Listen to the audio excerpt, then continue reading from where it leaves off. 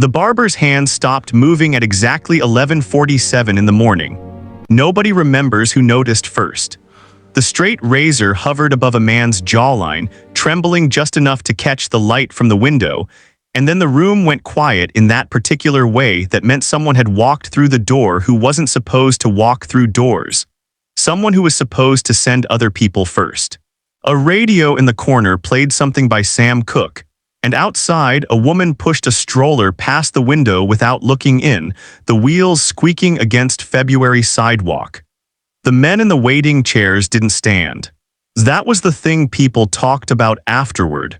They didn't stand, didn't reach for anything, didn't even shift their weight.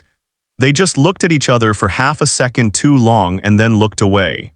One of them, a numbers runner named Theodore, though nobody would confirm this later, glanced at the back door. Why? Nobody would say. Nobody would ever say. Because standing in the doorway, wearing a charcoal overcoat with the collar turned up against nothing, was a man whose name people in Harlem had been whispering for 30 years, and behind him stood 4 others whose faces nobody could later describe. The barber set down his razor. He wiped his hands on his apron twice, even though they weren't wet. And somewhere in that shop, sitting in the 3rd chair from the window, was a man who had already made a choice that couldn't be unmade. A choice that had been made in a federal building 6 weeks earlier. A choice that had traveled through phone lines and filing cabinets and unmarked envelopes until it landed here. In this room that smelled of witch hazel and pomade and something else now. Something that made the youngest man in the shop excuse himself to the bathroom and not come back out until it was over.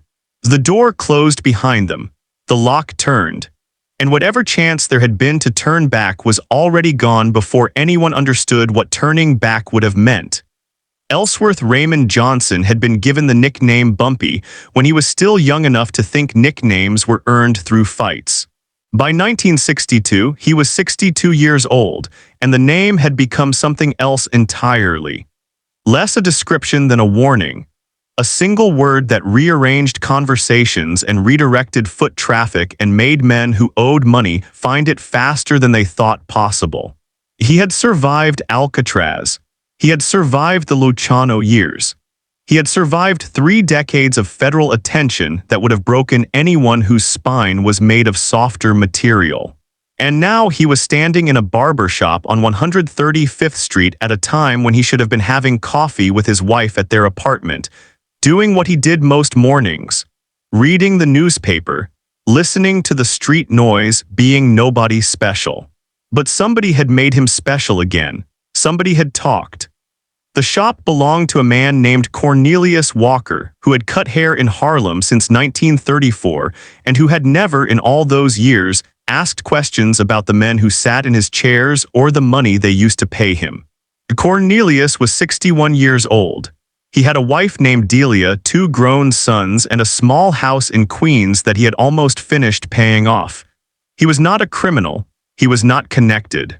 He was simply a man who understood the geography of silence, who knew which corners to avoid, which names never to repeat, which favors never to ask for because asking created debts that couldn't be measured in dollars. When Bumpy Johnson walked into his shop that February morning, Cornelius did exactly what he had done every other time. He nodded once, said nothing, and waited. But this time was different. This time, Bumpy didn't take a seat.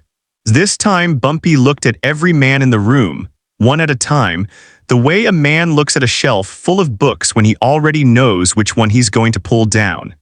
His eyes stopped on the 3rd chair from the window. The man sitting there was named William Tate. He was 44 years old, had worked for the Johnson organization for 11 years, and had been feeding information to a federal agent named Howard Kessler since the previous October. The reasons why don't fit neatly into a single explanation. Money was part of it.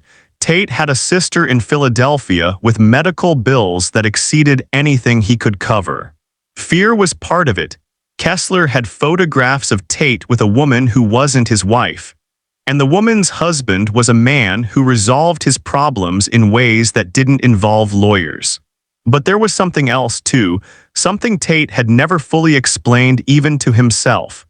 Maybe resentment. Maybe the slow accumulation of small humiliations that comes from working for a man everyone else considers a king. Maybe the simple, corrosive knowledge that no matter how long he worked, no matter how loyal he stayed, he would never be anything more than what he already was. Whatever the reason, Tate had made his choice. And now that choice was sitting in his chest like a second heart, beating so loud he was certain everyone in the room could hear it. Bumpy didn't say William's name, not at first. He simply stood there, hands in his coat pockets, looking at Tate the way a man looks at a clock that has stopped working, curious, faintly disappointed, already thinking about what comes next. "Cornelius," Bumpy said without looking away from Tate. His voice was soft. It was always soft. That was one of the things people noticed about him, one of the things that made him different from the men who came before and the men who would come after. He never shouted, he never threatened. He simply spoke, and the words carried a weight that shouting would have diluted. "I need you to close early today." Cornelius set down his razor. He looked at the man in his chair, half-shaved, confused, and then looked back at Bumpy. "Yes, sir," he said, "I can do that. These gentlemen will wait outside." Bumpy gestured to the other customers, 4 men, not counting Tate, not counting the one who had excused himself to the bathroom. "They can come back tomorrow, on me, whatever they need, it's covered." The men didn't argue. They stood, collected their coats, and moved toward the door. One of them, a heavy-set man in a brown suit who ran a grocery store on Lenox Avenue, paused just long enough to look at Tate. Their eyes met for less than a second. What passed between them was not a message, not a warning. It was something worse. It was recognition. The grocer understood what was about to happen, and in understanding it, he had already begun to forget it. He walked out the door and didn't look back. The 4 men who had entered with Bumpy positioned themselves without being told, 2 at the door, 1 at the back, 1 beside the window, watching the street through a gap in the blinds. They were not young men. They were not the kind of men who proved their worth through visible violence. They were professionals in the truest sense, men who had long ago stopped seeing their work as work and started seeing it as maintenance, the quiet labor of keeping a machine running smoothly. Cornelius took off his apron and hung it on a hook near the mirror. He looked at Bumpy, waiting. "You too, Cornelius," Bumpy said gently. "Go home to Delia, tell her you're taking the rest of the day." "Mr. Johnson, go home," Cornelius hesitated. In 30 years of cutting hair in Harlem, he had never been asked to leave his own shop. But he understood in the way that men of his generation understood everything, through implication, through the spaces between words, through the particular silence that follows certain kinds of requests. He picked up his coat, put on his hat, and walked to the door. One of Bumpy's men opened it for him. "Tomorrow," Bumpy said, still not looking away from Tate. "I'll send someone to clean the floors." Cornelius didn't answer. He stepped outside, the door closed behind him, and he walked 3 blocks east before he allowed himself to stop and lean against a wall and wait for his hands to stop shaking. Inside the barbershop, the radio was still playing. Sam Cooke had given way to something slower, something without words, a saxophone drifting through a melody that sounded like it belonged in a different room, a different year. The youngest of Bumpy's men reached over and turned it off. The silence that followed was not comfortable. It was the kind of silence that exists between the last note of a song and the first reaction of an audience, a silence full of potential, full of unrealized energy. Tate sat in the barber's chair, half covered in a white cloth, the foam on his face drying in uneven patches. He had not moved. He had not spoken. He was watching Bumpy with the particular attention of a man who knows that the next few minutes will determine whether he sees the next few hours. Bumpy crossed the room slowly. His shoes made almost no sound on the linoleum. He stopped in front of the barber's chair, close enough that Tate could smell the faint scent of cigars and wintergreen that always followed him, and looked down at the man he had trusted for 11 years. "William," he said, the name sounded almost affectionate. "You remember the first time we met?" Tate's throat moved, he swallowed. "The club on 142nd, 1951. That's right." The club on 142nd, you were working the door, big fellow bigger than me came in without paying, you handled it. I remember. You were calm, that's what I noticed. Everybody else was shouting, waving their hands, making noise. You were calm. You waited until the moment was right and then you did what needed to be done. Bumpy paused. I respected that. I thought to myself, here's a man who understands timing. Here's a man who knows when to move and when to stay still. Tate said nothing. His hands were gripping the armrests of the chair so tightly that his knuckles had gone gray. 11 years, Bumpy continued. 11 years and you never asked for more than you were owed. You never stepped out of line. You never gave me a reason to look at you twice. He tilted his head slightly, studying Tate's face the way an artist studies a canvas that hasn't come out the way he expected. And then you did. The room seemed to contract. The air itself felt heavier, pressed down by something invisible. Mr. Johnson, Tate started, but Bumpy held up one finger, just one, not a gesture of threat, merely a request for patience, and Tate stopped. I'm not going to ask you why, Bumpy said. I don't need to know why. Men do what men do and they have their reasons and those reasons belong to them. What I need to know, he leaned closer, his voice dropping to something barely above a whisper, is what you told them. And who else has been listening? For a long moment, Tate didn't speak. The clock on the wall ticked forward. Outside, a car horn sounded, distant and irrelevant, a reminder that life was continuing beyond these walls, that people were buying bread and catching buses and living their ordinary lives while something extraordinary and terrible was taking place in a barbershop on 135th Street. Then Tate began to talk. He talked for almost 40 minutes. He talked about the federal agent who had approached him outside a diner in October, who had shown him photographs that made his stomach turn, who had promised protection that Tate now understood meant nothing.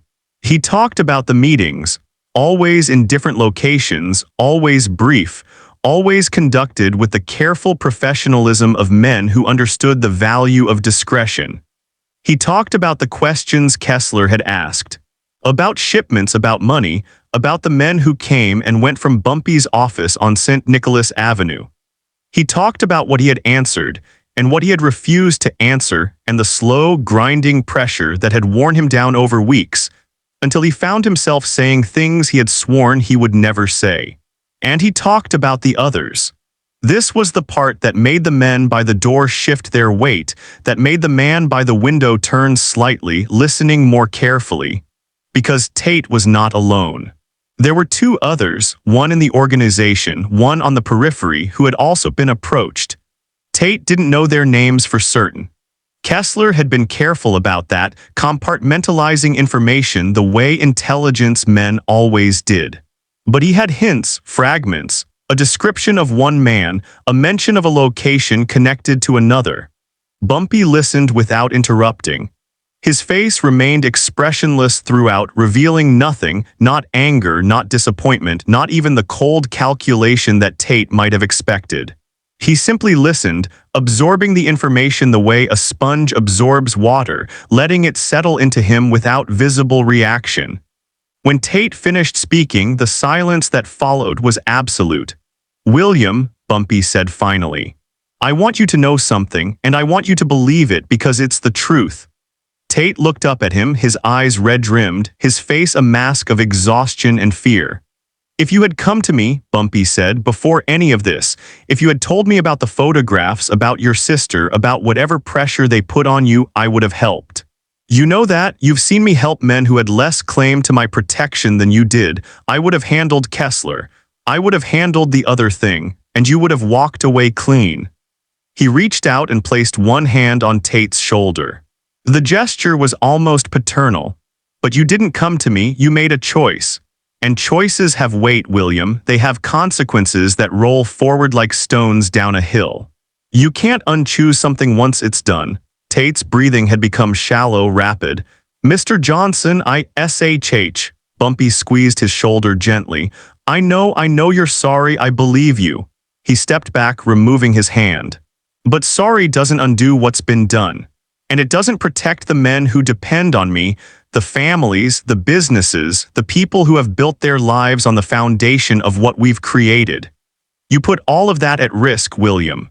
You put hundreds of people at risk, and you did it to save yourself."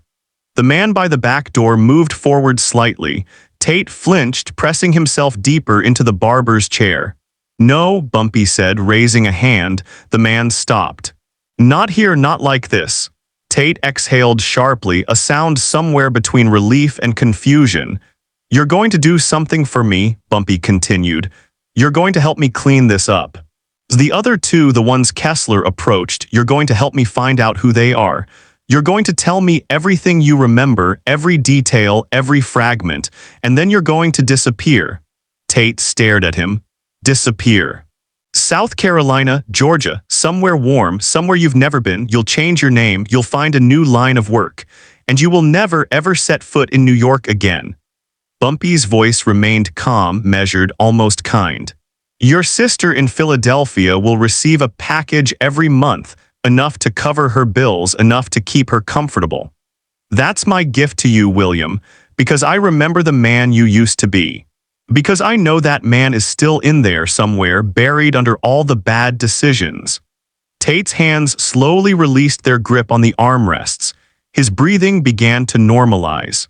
"And if I ever hear that you've talked again to anyone about anything, then what happens here today will be a pleasant memory compared to what comes next.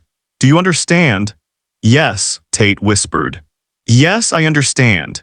"Good." Bumpy turned and walked toward the window. He parted the blinds with 2 fingers and looked out at the street, at the people passing by, at the ordinary rhythms of a February afternoon in Harlem, at a world that had no idea what was happening just a few feet away. "There's a train leaving Penn Station at 4:15, he said without turning around. "You'll be on it. One of my men will take you there. You'll get off in Richmond and wait. Someone will meet you. They'll give you money and a new name and tell you where to go next." He let the blinds fall closed and turned back to face Tate. "This is the second chance you don't deserve, William. Don't make me regret giving it to you." Tate stood slowly. His legs were unsteady, and for a moment he gripped the armrest of the barber's chair for support. The white cloth slipped from his shoulders and fell to the floor in a heap. The shaving foam on his face had dried completely now, leaving a patchy white residue that made him look older than his years, frail and uncertain. "Thank you," he said. The words came out broken. "Mr. Johnson, I don't know how to, don't thank me." Bumpy's voice had hardened slightly.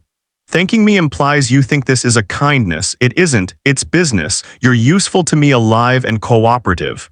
If that changes, the calculation changes with it."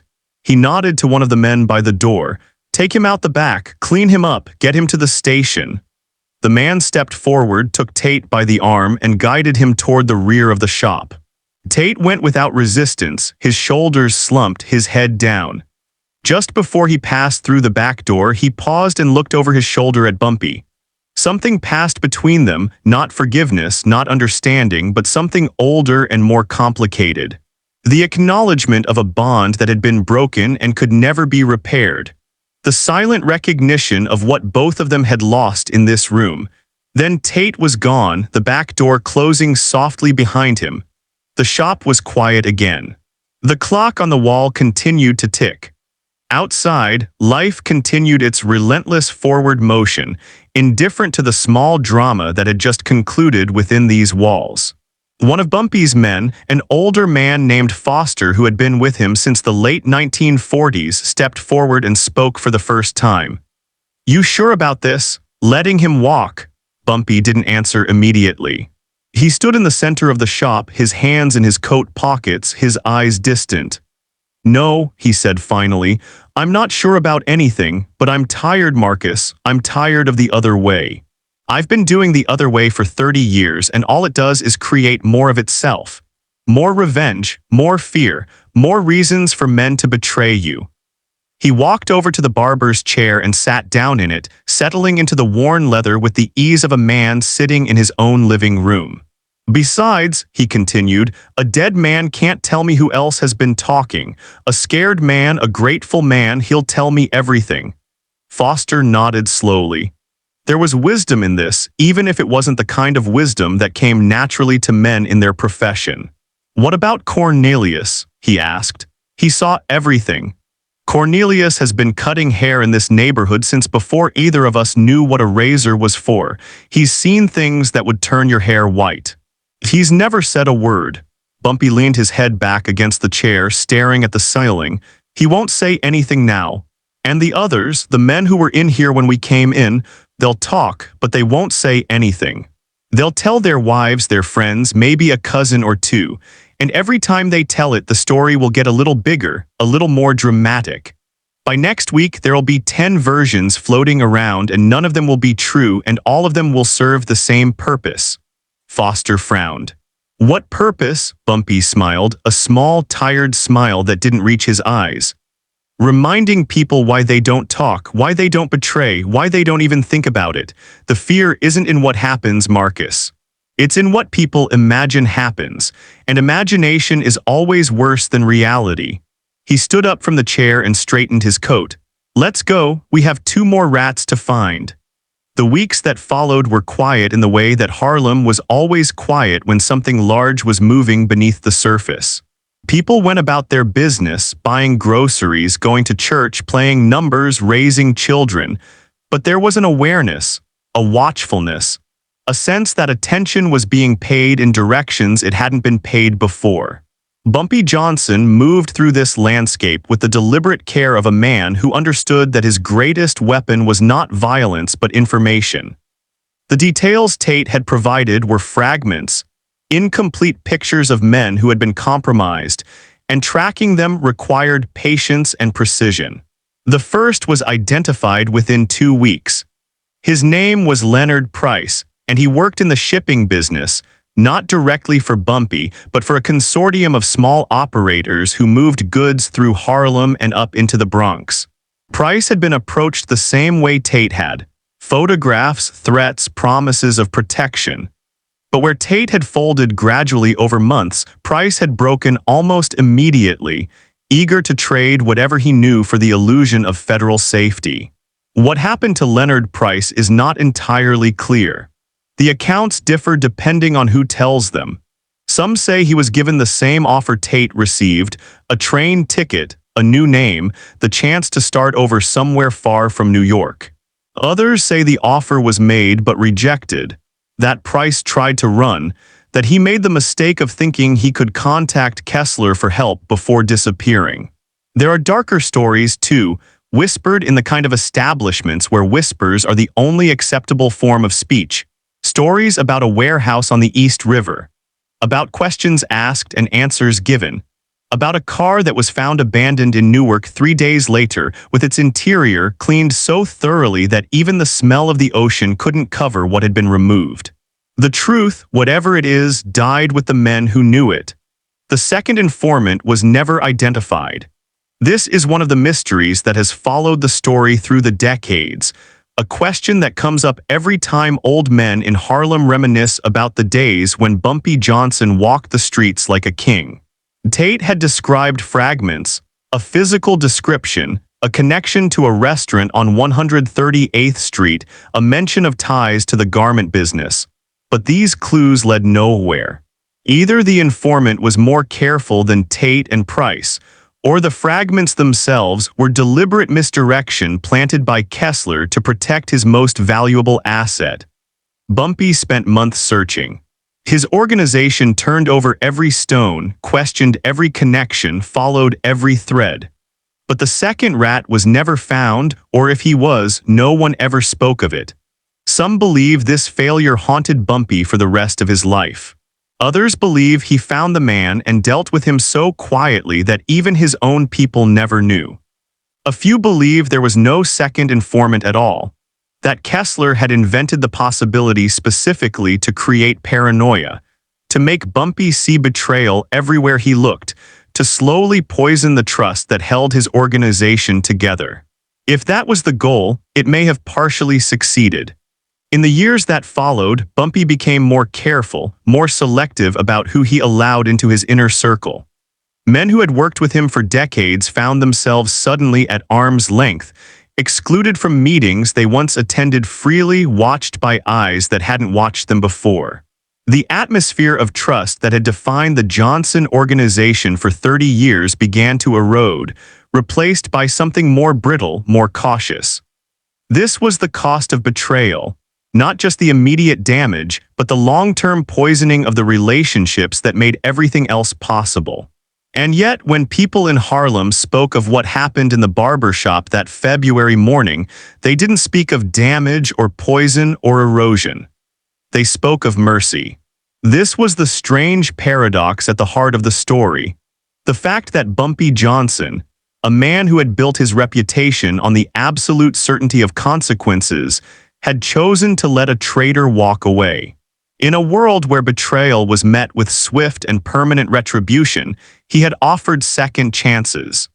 In a world where examples were made and warnings delivered through blood, he had delivered his warning through restraint.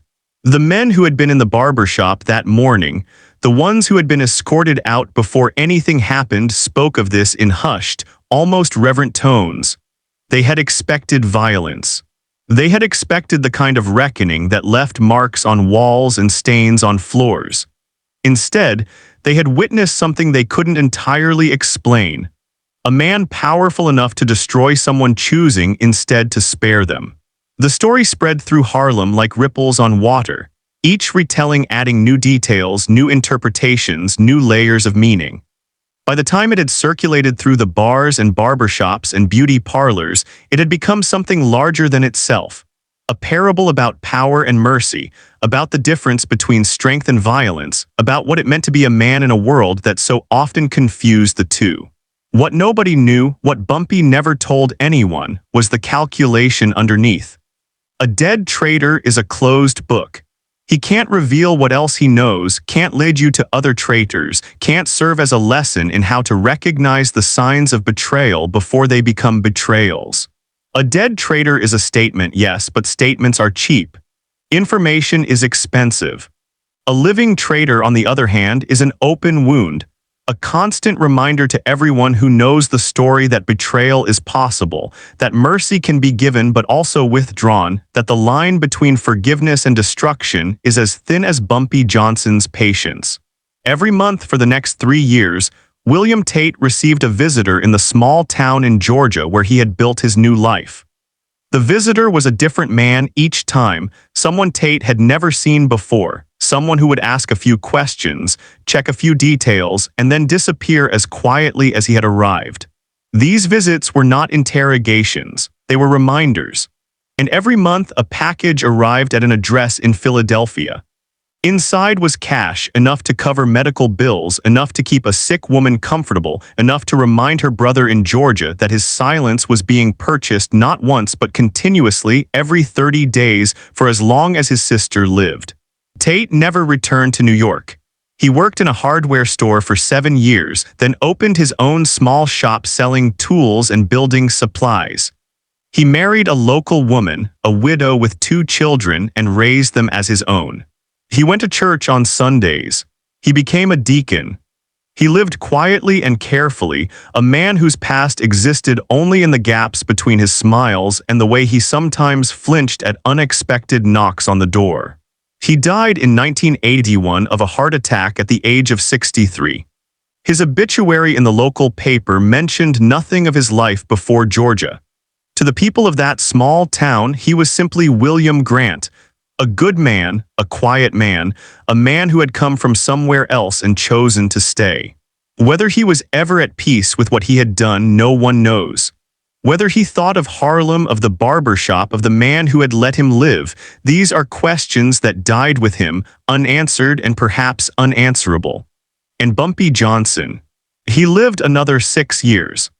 In those years, he watched the world change around him in ways he couldn't have imagined when he first stepped onto the streets of Harlem in the 1920s.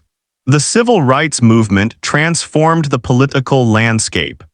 The drug trade, which he had always resisted, began to poison the neighborhoods he had spent his life protecting. A new generation of criminals emerged, younger, more violent, less bound by the codes and courtesies that had governed his era. He saw men he had trained turn away from the old ways. He saw alliances crumble and loyalties shift. He saw the slow, inevitable erosion of the world he had built, brick by brick, over 30 years of careful cultivation. But he never stopped walking the streets, never stopped sitting in the same restaurants, attending the same churches, greeting the people who had known him since before his name meant anything at all. To them, he was still Bumpy, still the man who had faced down Lucky Luciano and Dutch Schultz, who had survived Alcatraz and returned stronger, who had ruled Harlem not through terror but through a complicated alchemy of fear and respect, and something that might, in certain lights, have looked almost like love. On July 7, 1968, Bumpy Johnson sat down for dinner at Wells Restaurant on 7th Avenue. He was 68 years old, his health failing, his empire reduced to a shadow of what it had once been. He ordered chicken and waffles, his usual, and sat with a friend whose name has been lost to history. Halfway through the meal, he slumped forward in his chair. He was pronounced dead at Harlem Hospital less than an hour later. The cause was heart failure. The cause, said those who knew him best, was 30 years of carrying a weight that no man should have to carry alone. His funeral was held at St. Martin's Episcopal Church on Lenox Avenue. The crowd stretched for blocks, ministers and politicians, numbers runners and shopkeepers, police officers and former rivals, all standing together in the summer heat to say goodbye to a man who had somehow managed to be all things to all people. But the men who had been in the barbershop that February morning, the ones who had witnessed what happened, or rather, what didn't happen, they were the ones who stayed longest at the grave. They were the ones who lingered after the others had gone, smoking cigarettes and talking quietly about what they had seen, about what they remembered, about the question that had followed the story for 6 years now. Why had he let Tate live? They had theories, everyone had theories. But theories were not answers, and answers were not truth, and truth in Harlem was a commodity that grew more expensive every year. The barbershop on 135th Street stayed open until 1974, when Cornelius Walker finally retired. His sons didn't want the business. The neighborhood was changing, they said. The old ways were dying. Better to sell the property and move on. The building is something else now, a nail salon or maybe a cell phone store. It changes every few years. The people who walk past it have no idea what happened there. They have no idea that within those walls, a man was given a second chance that the world he lived in didn't believe in. They have no idea that within those walls, a legend chose mercy over vengeance, and in doing so became something more than a legend. And somewhere in the streets of that neighborhood, on nights when the air is still and the traffic is quiet and the city seems to pause for just a moment between heartbeats, you can almost hear it, the echo of that silence, the weight of that choice, the question that was asked and never fully answered. Why? The 20 men who knew the truth carried it with them to their graves. Some died young, in the way that men in that life often died young. Others lived long enough to see Harlem transform into something they barely recognized, gentrified and rebranded, its history sanitized and packaged for tourists. But they never spoke of what happened. Not to reporters, not to historians, not even to their own children. The silence held because Bumpy had understood something fundamental about human nature. That the most effective secrets are not the ones people are afraid to tell, but the ones they are proud to keep. To have been in that barbershop, to have witnessed whatever it was that happened there, was to be part of something exclusive, something that belonged only to those who had seen it. Speaking would have meant giving that away, sharing it with people who hadn't earned the knowledge, diluting the power of the experience itself. And so the story remained incomplete. Fragments and rumors, contradictions and gaps, the outline of something that might have been terrible or might have been miraculous, depending on which version you believed and who was telling it. This is how legends are made, not through clarity but through shadow. Not through full explanations but through the spaces where explanations should be. We understand figures like Bumpy Johnson not by what we know about them, but by what we don't, not by the answers they give, but by the questions they leave behind. What happened in that barbershop in February of 1962? What choice was made and why? What did it mean for the men who witnessed it, and what does it mean for us, looking back across 6 decades of change? The clock on the wall stopped working years ago. The radio that played Sam Cooke is long gone, probably sold at an estate sale or donated to a thrift store or simply thrown away. The barber's chair is somewhere else now, a collector's item maybe, or firewood or landfill. But the moment remains. Frozen in the memories of men who are themselves now memories. Preserved in the stories that were told and retold until they became something more than stories. Until they became mythology, the raw material from which a neighborhood's understanding of itself is constructed.